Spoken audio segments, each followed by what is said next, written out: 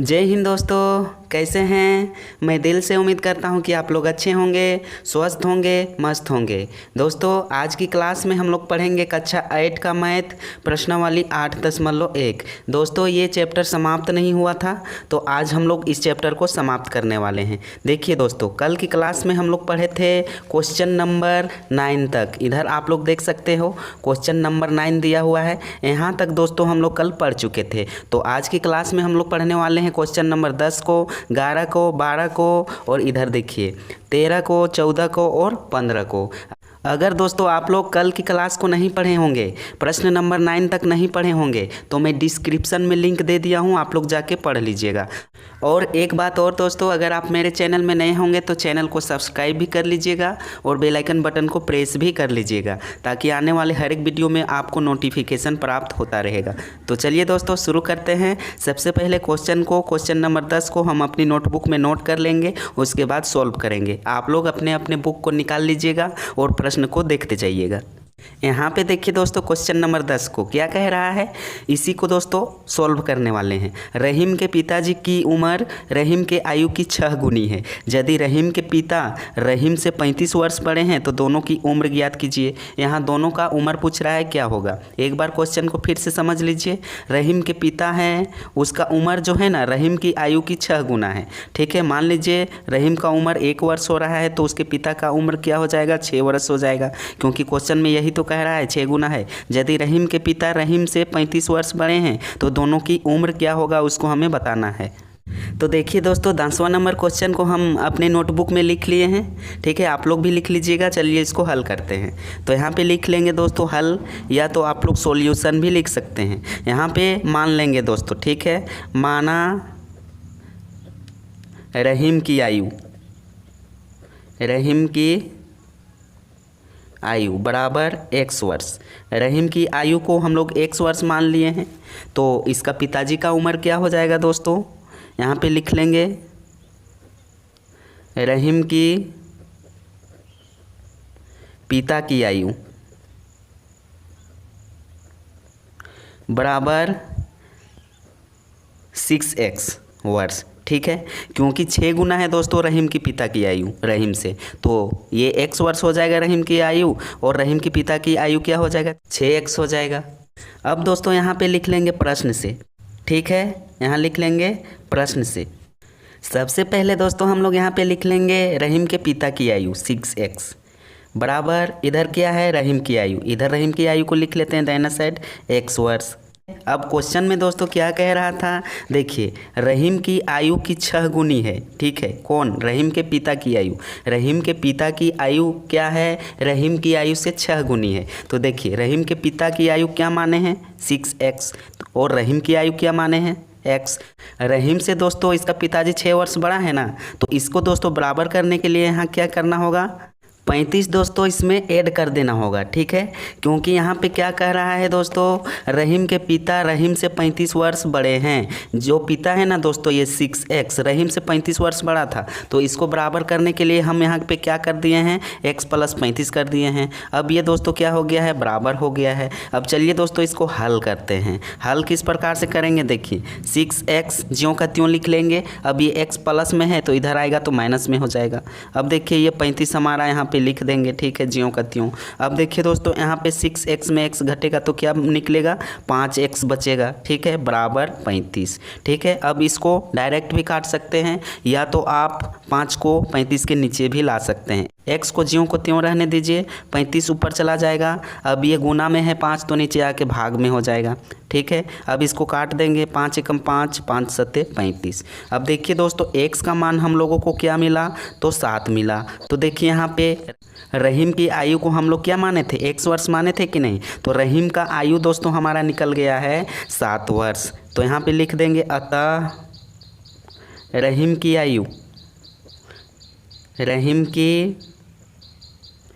आयु बराबर x। तो x का मान हमारा क्या निकल के आ गया है हम लोगों को, 7। तो इसका आंसर हो जाएगा दोस्तों 7। ठीक है, ये रहीम का आयु निकल के आया है। अब पिताजी का आयु कितना होगा, रहीम के पिताजी का आयु देखिए यहाँ पे लिख लेते हैं, रहीम के पिताजी का आयु बराबर क्या माने थे दोस्तों 6x। ठीक है, 6 को लिख देंगे, x का मान 7 मिला था तो 7 लिख देंगे, इसको गुना कर देंगे, 6 सत्ते 42 वर्ष। ठीक है, देखिए दोनों का उम्र निकल के आ गया है। ये दोस्तों हमारा क्या हो जाएगा, हम लोगों का आंसर हो जाएगा इस प्रश्न का। बहुत ही आसान था दोस्तों। देखिए रहीम की आयु निकल गया है और रहीम के पिताजी का आयु भी निकल गया है। तो क्वेश्चन में क्या कह रहा था, यहाँ पे देखिए आप लोग दोनों की उम्र ज्ञात कीजिए। ठीक है, दोनों की उम्र ज्ञात कीजिए, तो दोनों का उम्र निकल गया है। अब चलिए दोस्तों आगे बढ़ते हैं 11वें नंबर क्वेश्चन की ओर। अब देखिए दोस्तों 11वां नंबर क्वेश्चन, आप लोग अपने अपने बुक को निकाल लीजिएगा। क्या कह रहा है, राहुल के पिता की वर्तमान आयु, राहुल के वर्तमान आयु की 3 गुनी है। 5 वर्ष के बाद दोनों की आयु का योग 58 वर्ष हो जाता है। राहुल के पिता की वर्तमान आयु क्या होगा उसको बताना है। यहाँ पे केवल दोस्तों राहुल के पिता का उम्र पूछ रहा है, राहुल का नहीं। तो चलिए दोस्तों इसको अपनी नोटबुक में नोट कर लेते हैं और सॉल्व करते हैं। देखिए दोस्तों यहाँ पे हम क्वेश्चन को लिख लिए हैं, एक बार फिर से पढ़ लीजिए। राहुल के पिता की वर्तमान आयु राहुल के वर्तमान आयु की 3 गुनी है। 5 वर्ष के बाद दोनों की आयु का योग 58 वर्ष हो जाता है। तो राहुल के पिता की वर्तमान आयु क्या होगा उसको बताना है। चलिए यहाँ पे लिख लेते हैं हल और मान लेंगे। ठीक है, माना। पहले क्या लिखेंगे दोस्तों, राहुल की वर्तमान आयु, राहुल की वर्तमान आयु बराबर x वर्ष। ठीक है, तो पिता की वर्तमान आयु क्या हो जाएगा, यहाँ पे देखिए लिख लिए हैं दोस्तों। पिता की वर्तमान आयु यहाँ पे देखिए 3 गुनी है, तो यहाँ पे हो जाएगा 3x वर्ष। ठीक है, अब दोस्तों देखिए यहाँ पे क्या कह रहा है, 5 वर्ष के बाद, तो यहाँ पे लिख लेंगे 5 वर्ष बाद। ठीक है, इधर देखिए 5 वर्ष बाद राहुल की वर्तमान आयु क्या हो जाएगा, राहुल की वर्तमान आयु x + 5 होगा कि नहीं, बिल्कुल होगा, यहाँ पे लिख लिए हैं। अब दोस्तों पिता की वर्तमान आयु क्या हो जाएगा 5 वर्ष बाद, जब राहुल की आयु बढ़ा 5 वर्ष तो पिता की भी तो आयु बढ़ेगा। तो यहाँ पे लिख लेंगे पिता की वर्तमान आयु बराबर 3x + 5 वर्ष। ठीक है, अब दोस्तों बनाते हैं प्रश्न से। ठीक है, यहाँ पे लिख लेंगे प्रश्न से। देखिए यहाँ पे x + 5 हो जाएगा, ब्रैकेट को बंद करेंगे, प्लस 3x + 5 हो जाएगा। ठीक है, तो क्या हो जाता है, दोनों का योग 58 वर्ष हो जाता है क्वेश्चन में देखिए। ठीक है, योग पूछ रहा है इसलिए यहाँ पे बीच में जोड़ दिए हैं, तो यहाँ हो जाएगा 58। अब चलिए दोस्तों इस लाइन को सॉल्व करते हैं, इसको सॉल्व कर लेते हैं। तो यहाँ क्या हो जाएगा, x + 5 + 3x + 5 बराबर 58। चाहे तो दोस्तों इसको डायरेक्ट भी लिख सकते थे, लेकिन ब्रैकेट देना बहुत ही ज़रूरी है। ठीक है, तो चलिए x और 3x को जोड़ेंगे तो क्या मिलेगा, 4x मिलेगा। यहाँ एक छिपा हुआ रहता है दोस्तों, अगर कोई भी अंग्रेजी लेटर के पहले कोई संख्या नहीं रहता है तो एक छिपा हुआ रहता है। तो यहाँ 1 है और यहाँ 3x है, तो कितना हो जाएगा 4x + 5 और 5 को जोड़ेंगे तो 10 मिलेगा, बराबर यहाँ पे 58 है। ठीक है, अब देखिए इसको आगे बढ़ाएंगे, 4x बराबर 58, ये +10 है तो -10 हो जाएगा। ठीक है, अब होगा क्या, यहाँ देखिए 4x बराबर 58 में 10 घटेगा तो हम लोगों को मिलेगा 48। ठीक है, अब देखिए 4 गुना में है तो x को इधर ही रहने देते हैं, 48 ऊपर चला जाएगा, 4 भाग में हो जाएगा। ठीक है, 4 × 4 और ये होगा 12 बार में कटेगा, यानी 12 × 4 = 48। अब x का मान हम लोगों को क्या मिला है दोस्तों, 12। तो देखिए x का मान 12 निकल के आ गया है, तो राहुल की वर्तमान आयु निकल के आ गया है दोस्तों x वर्ष, यानी 12 वर्ष। ठीक है, तो यहाँ पे हम लोग लिख लेंगे, अतः राहुल की वर्तमान आयु बराबर, राहुल की वर्तमान आयु को क्या माना थे, x वर्ष, क्या हो जाएगा 12 वर्ष। ठीक है, अब दोस्तों राहुल की पिता की वर्तमान आयु क्या हो जाएगा, देखिए यहाँ पे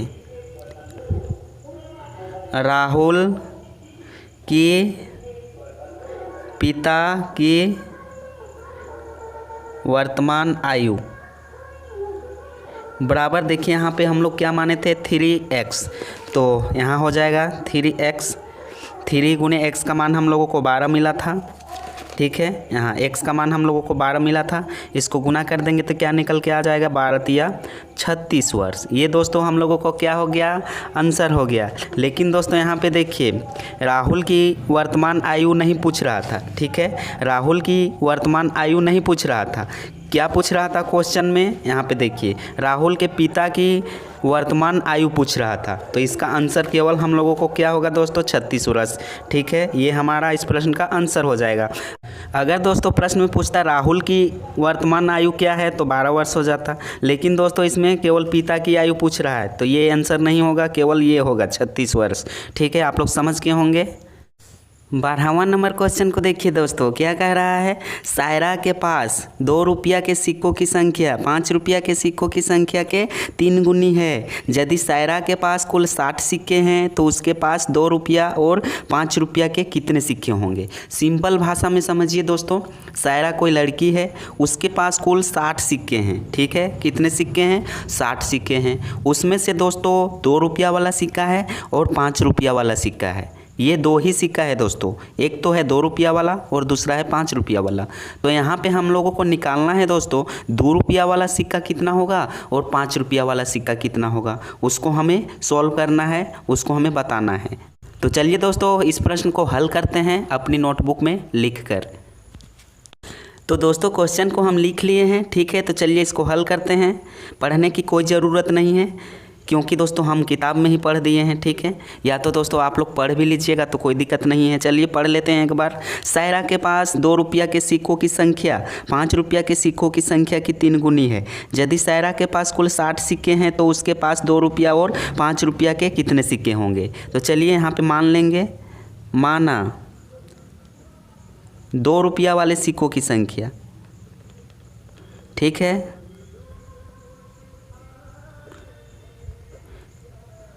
लिख लिए हैं दोस्तों, आप लोग देख सकते हैं ये 2 है। माना 2 रुपया वाले सिक्कों की संख्या बराबर x, तो 5 रुपये वाले सिक्कों की संख्या क्या हो जाएगा, इसको भी लिख लेते हैं। 5 रुपया वाले सिक्कों की संख्या बराबर 3 गुना है, तो यहाँ पे हो जाएगा 3x। अब दोस्तों इसको बनाएंगे प्रश्न से, ठीक है। तो चलिए कॉपी को आगे बढ़ा लेते हैं क्योंकि दिखाई नहीं पड़ रहा है। यहाँ पे लिख लेंगे दोस्तों 2 रुपया वाले सिक्कों की संख्या कितना है x, तो यहाँ x लिख लेंगे। 5 रुपया वाले सिक्कों की संख्या कितना है तो 3x है, तो यहाँ प्लस 3x कर देंगे। टोटल सिक्का कितना है 60 है, तो यहाँ 60 लिख देंगे। अब देखिए दोस्तों ये जोड़ेंगे, यहाँ 1 है और यहाँ 3 है, तो 4x हो जाएगा बराबर इधर 60 ज्यों का त्यों लिख देंगे, ठीक है। अब x को इधर ही रहने देते हैं, 60 ऊपर चला जाएगा, 4 गुना में है तो ये भाग में हो जाएगा। अब इसको काटेंगे दोस्तों, 4 एकम 4 और ये हो जाएगा 15 चौके 60, यानी दोस्तों हम लोगों को x का मान 15 मिल गया है, ठीक है। तो देखिए x को हम लोग कितना रुपया वाला सिक्का माने थे तो 2 रुपया वाला माने थे, तो 2 रुपया वाला सिक्कों की संख्या हमारा क्या हो जाएगा 15। तो यहाँ पे लिख सकते हैं दोस्तों अतः 2 रुपया वाले सिक्कों की संख्या बराबर 15 और 5 रुपया वाले सिक्कों की संख्या क्या हो जाएगा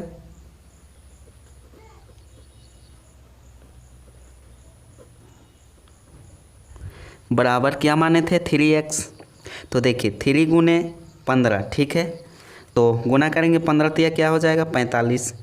तो आप लोग यहाँ पे देख सकते हो दोस्तों 2 रुपया वाले सिक्कों की संख्या क्या निकल के आ गया है 15 और 5 रुपया वाले सिक्कों की संख्या कितना हो जाएगा 45। अब ये दोनों को जोड़ेंगे 15 और 45 को तो 60 सिक्का निकल के आ जाएगा हमारा। इसका मतलब क्वेश्चन हमारा सही बन गया है।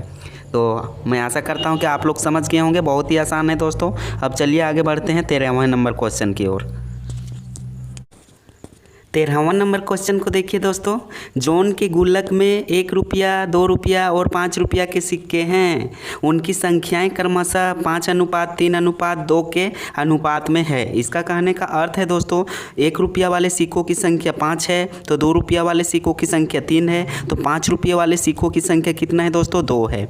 यदि गुल्लक में कुल 840 रुपया है तो प्रत्येक प्रकार के सिक्कों की संख्या ज्ञात कीजिए। ठीक है दोस्तों, यहाँ 3 प्रकार के सिक्का हैं, 1 रुपया वाला, 2 रुपया वाला और 5 रुपया वाला। टोटल कितना रुपया है दोस्तों? तीनों को जब मिला दिया जाता है तो 840 रुपया है। तो यहाँ कह रहा है कि दोस्तों 1 रुपया वाला कितना सिक्का होगा, 2 रुपया वाला कितना सिक्का होगा और 5 रुपया वाला कितना सिक्का होगा, उसको निकालिए। तो चलिए दोस्तों इसको भी हल करते हैं। ये गुल्लक मतलब आप समझ रहे हैं दोस्तों, कोई सामान है जहाँ पे ये सिक्का रखा गया है। ठीक है, या तो कपड़ा का होगा या तो फिर मिट्टी का होगा। झारखंड में अगर मिट्टी का ये गुल्लक होगा दोस्तों, तो पहले हम लोग मिट्टी इस टाइप का रहता था, छोटा मिट्टी का बना हुआ, उसमें हम लोग सिक्का को रखते थे। तो चलिए दोस्तों इस प्रश्न को हम लोग हल करते हैं। तो देखिए दोस्तों, क्वेश्चन नंबर 13 को हम अपनी नोटबुक में लिख लिए हैं।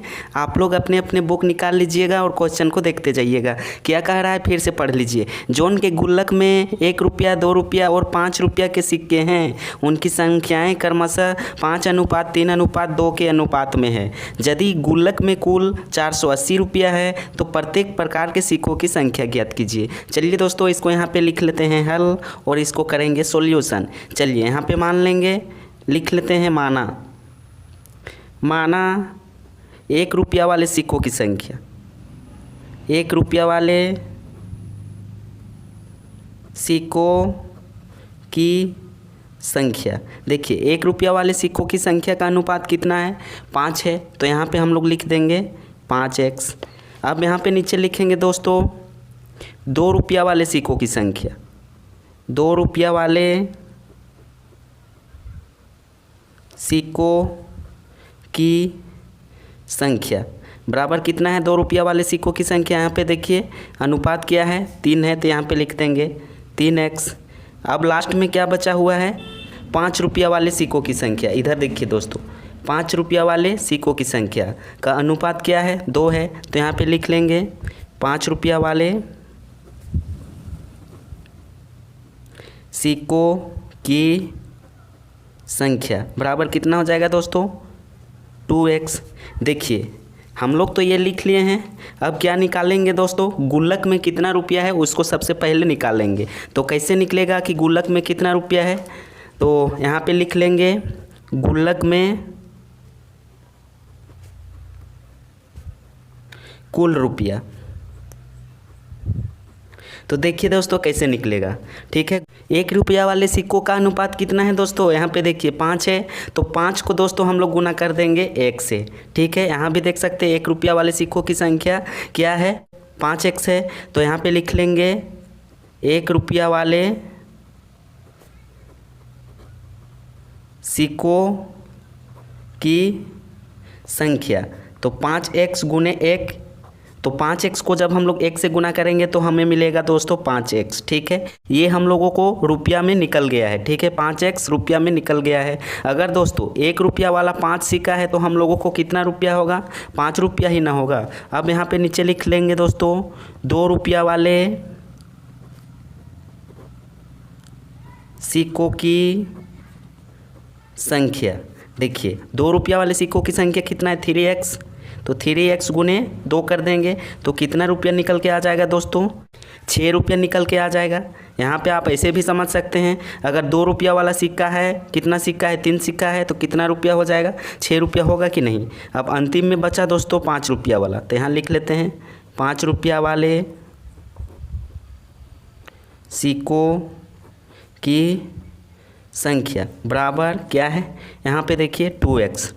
2x से गुना कर देंगे 5 से, तो हमारा रुपया निकल के आ जाएगा 5 दूनी 10x। ठीक है, ये जितना भी इधर दाहिना साइड निकल के आया है ये रुपया में निकल के आया है। तो हम लोग दोस्तों इसको हल करेंगे। यहाँ पे लिख लेंगे प्रश्न से। फिर क्या लिखेंगे दोस्तों? यहाँ पे देखिए 5x है प्लस 6x है प्लस 10x है। ठीक है, ये रुपयों की संख्या है बराबर गुल्लक में कितना रुपया था दोस्तों? टोटल हम लोगों का 840 रुपया था। अब इन संख्याओं को जोड़िए आपस में, 5 और 6 को जोड़ेंगे तो 11 मिलेगा, 11 10 21 हो जाएगा। ठीक है, 21x, क्योंकि सब में x है दोस्तों, इसलिए क्या हो जाएगा 21x हो जाएगा। बराबर इधर कितना है 840। अब x को इधर ही रहने देते हैं, 840 ऊपर चला जाएगा, 21 नीचे चला आएगा भाग में। काटिए, 21 से कम 21 और 21 चौके 84 और 1 0 दोस्तों यहाँ पे बैठ जाएगा। यानी दोस्तों हम लोगों को x का मान क्या मिला 40 मिला। ठीक है, तो नीचे दोस्तों हम लोग क्या लिख सकते हैं, इधर लिख सकते हैं अतः, यहाँ पे लिख लीजिए अतः 1 रुपया वाले सिक्कों की संख्या बराबर क्या आया था 5x। ठीक है, तो 5 और x का मान क्या मिला 40। तो इसको जब हम लोग गुना करेंगे दोस्तों तो क्या मिलेगा 5 के 20 यानी 200। ठीक है, 1 रुपया वाले सिक्कों की संख्या कितना आ गया दोस्तों 200। अब इसी प्रकार से निकालेंगे 2 रुपया वाले सिक्कों की संख्या। 2 रुपया वाले सिक्कों की संख्या बराबर कितना हो जाएगा, देखिए क्या आया था हम लोगों को 2 रुपया वाले सिक्कों की संख्या 6x। इसको गुना कर लेंगे 6 गुने 40, तो क्या निकल के आ जाएगा 6 चौका 24, 240 सिक्का। अब देखिए दोस्तों अंतिम में बचा 5 रुपया वाले सिक्कों की संख्या। 5 रुपया वाले सिक्कों की संख्या क्या था 10x। ठीक है, 10 गुने x का मान 40 मिला था, जब 10 को 40 से गुना करेंगे तो क्या मिलेगा 400।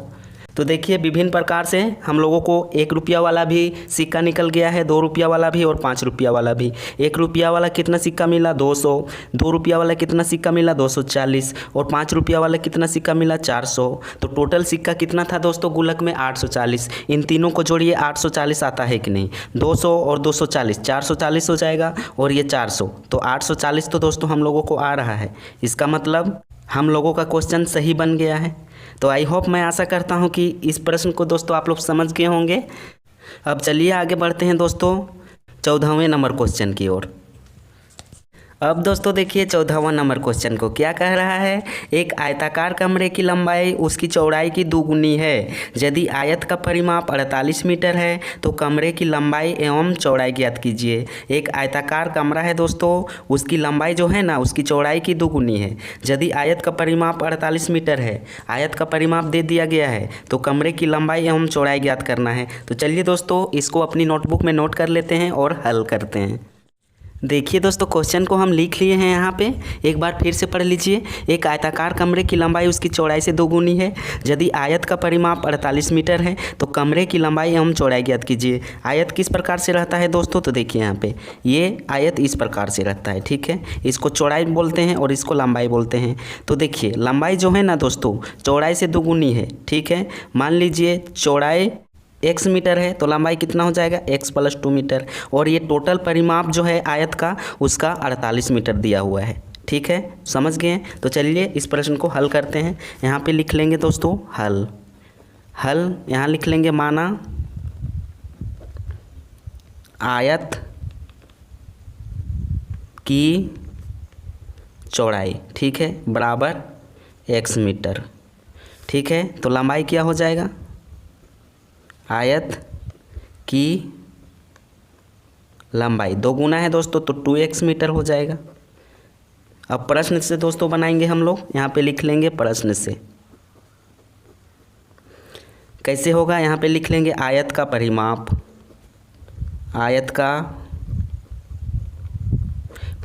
बराबर कितना दिया हुआ है 48 मीटर दिया हुआ है। अब आयत का परिमाप का सूत्र क्या होता है दोस्तों, 2 × लंबाई जोड़ चौड़ाई, आप लोग पहले भी सीखे होंगे, बराबर 48 मीटर। ठीक है, अब देखिए यहाँ 2 लंबाई को कितना माने थे दोस्तों 2x प्लस चौड़ाई को कितना माने थे दोस्तों x मीटर, बराबर इधर कितना है 48 मीटर। ठीक है, अब इसको चलिए 2x और x को जोड़ेंगे तो क्या मिलेगा हम लोगों को 3x मिलेगा, बराबर 48 मीटर। अब इन दोनों को गुना कीजिए, 2 को 3 से गुना करेंगे तो क्या मिलेगा 6x, बराबर 48 मीटर। ठीक है, कॉपी को इधर आगे बढ़ा लेते हैं क्योंकि दिखाई नहीं पड़ रहा है। एक्स को इधर ही रहने देते हैं, 48 ऊपर चला जाएगा। ये 6 गुना में है तो भाग में हो जाएगा, 6 एकम 6, 6 अठी 48। देखिए दोस्तों एक्स का मान हम लोगों को क्या मिला, 8 मीटर मिला। ठीक है, तो एक्स को हम लोग क्या माने थे, चौड़ाई माने थे। देखिए यहाँ पे तो ये हमारा दोस्तों आयत का चौड़ाई निकल के आया है। तो यहाँ पे हम लोग लिख सकते हैं अतः आयत का चौड़ाई बराबर x मीटर। तो x का मान क्या मिला था हम लोगों को, 8 मीटर। तो यहाँ हो जाएगा 8 मीटर। ये क्या हो जाएगा, आंसर हो जाएगा, ये चौड़ाई निकला है। ठीक है, अब इसका दोस्तों हम लोग लंबाई निकाल लेंगे। कॉपी को ऊपर कर लेते हैं तो यहाँ पे लिख लेते हैं आयत का लंबाई क्या माने थे दोस्तों, 2x था। तो 2 गुने x का मान क्या मिला था, 8। तो यहाँ 8 से गुना कर देंगे। तो देखिए 2 अठी 16 मीटर। ठीक है, लंबाई कितना निकला, 16 मीटर, और चौड़ाई कितना निकला, 8 मीटर। ये दोस्तों क्या हो गया, इस प्रश्न का आंसर हो गया। आप लोग समझ गए होंगे, बहुत ही आसान है दोस्तों। देखिए यहाँ पे हम लोग माने थे ना, आयत की चौड़ाई x मीटर और आयत की लंबाई 2x मीटर। 2x क्यों माने थे, क्योंकि दोस्तों यहाँ क्वेश्चन कह रहा था आयताकार कमरे की लंबाई उसकी चौड़ाई से दोगुनी है। ठीक है, तो यहाँ लंबाई तो 2x होगा ही ना, क्योंकि चौड़ाई से लंबाई दोगुना है। अब चलिए दोस्तों आगे बढ़ते हैं 15वें नंबर क्वेश्चन की ओर। 15 नंबर क्वेश्चन को देखिए दोस्तों, ये भी बहुत ही आसान है। ठीक है, आयत से संबंधित है। एक आयत की परिमाप 13 सेंटीमीटर है तथा चौड़ाई 5/2 सेंटीमीटर है, यानी इसको 2.5 सेंटीमीटर भी बोल सकते हैं। आयत की लंबाई ज्ञात कीजिए। देखिए दोस्तों यहाँ पे चौड़ाई दे दिया गया है और लंबाई निकालना है, यानी दोस्तों आयत की लंबाई हम लोगों को मालूम नहीं है तो इसको हमें निकालना है। देखिए आयत का परिमाप दे दिया गया है 13 सेंटीमीटर तथा चौड़ाई भी दे दिया गया है 5/2 सेंटीमीटर, यानी 2.5 सेंटीमीटर। तो चलिए इस प्रश्न को भी अपनी नोटबुक में नोट कर लेते हैं और सॉल्व करते हैं। तो देखिए दोस्तों 15 नंबर क्वेश्चन को हम यहाँ पे लिख लिए हैं। चलिए इसको हल करते हैं। यहाँ पे लिख लेते हैं हल। इसको दोस्तों मान लेंगे, माना आयत की लंबाई, क्योंकि दोस्तों हम लोगों को लंबाई ही निकालना है, इसलिए लंबाई को मान लेंगे x मीटर। ठीक है, अब दोस्तों यहाँ पे दिया हुआ है आयत की परिमाप, तो यहाँ लिख लेते हैं प्रश्न से आयत की परिमाप बराबर कितना दिया हुआ है दोस्तों, 13 सेंटीमीटर।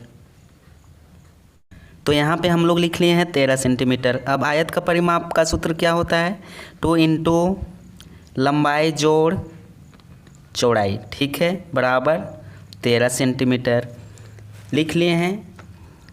अब देखिए इसको हल करेंगे। लंबाई को क्या माने हैं, x। अब चौड़ाई कितना दिया हुआ है दोस्तों, 5/2 सेंटीमीटर बराबर 13 सेंटीमीटर। अब देखिए दोस्तों इसको भिन्न का जोड़ भी कर सकते हैं, भिन्न के जोड़ से भी बना सकते हैं इसको, लेकिन दोस्तों भिन्न के जोड़ से अगर हम लोग बनाएंगे तो ये लंबा हो जाएगा। तो इसको क्या करेंगे दोस्तों, इसको डायरेक्ट गुना करिए। 2 को x से गुना करेंगे तो 2x हो जाएगा, प्लस 2 × 5 = 10 हो जाएगा। नीचे क्या हो जाएगा, 2। अब इसको काटेंगे, 2 × 2 = 2, 2 × 5 = 10। अब यहाँ पे होगा दोस्तों 13 सेंटीमीटर। ठीक है, अब नीचे क्या हो जाएगा दोस्तों, 2x + 5 बराबर 13 सेंटीमीटर। ठीक है, अब यहाँ पे देखिए 2x बराबर 13, ये +5 है तो -5 हो जाएगा। ठीक है, 2x बराबर 13 में 5 घटाएंगे तो 8 बचेगा। अब देखिए x को इधर ही रहने देंगे तो 8 ऊपर चला जाएगा, 2 नीचे आएगा भाग में। काटिए, 2 × 2 = 2, 2 × 8। तो x का मान हम लोगों को क्या मिला, 4 मिला। तो प्रश्न में दोस्तों यही तो पूछ रहा था कि आयत की लंबाई क्या होगा। तो आयत की लंबाई देखिए हम लोग माने थे कि नहीं, यहाँ x मीटर, तो x का ही मान तो यहाँ पे निकल के आ गया है 4 सेंटीमीटर। तो ये हमारा क्या हो जाएगा दोस्तों, इस प्रश्न का आंसर हो जाएगा। यहाँ पे लिख सकते हैं अतः आयत की लंबाई बराबर x सेंटीमीटर था, तो x का मान हम लोगों को क्या मिला, 4। तो 4 सेंटीमीटर हो जाएगा। ठीक है, ये हमारा क्या हो जाएगा, इस प्रश्न का आंसर हो जाएगा। तो ये चैप्टर दोस्तों हम लोगों को एंड हो गया है, समाप्त हो गया है। तो मिलेंगे नेक्स्ट क्लास में दोस्तों, तब तक के लिए आप सभी को थैंक यू। देखिए यहाँ पे लिख दे रहे हैं धन्यवाद।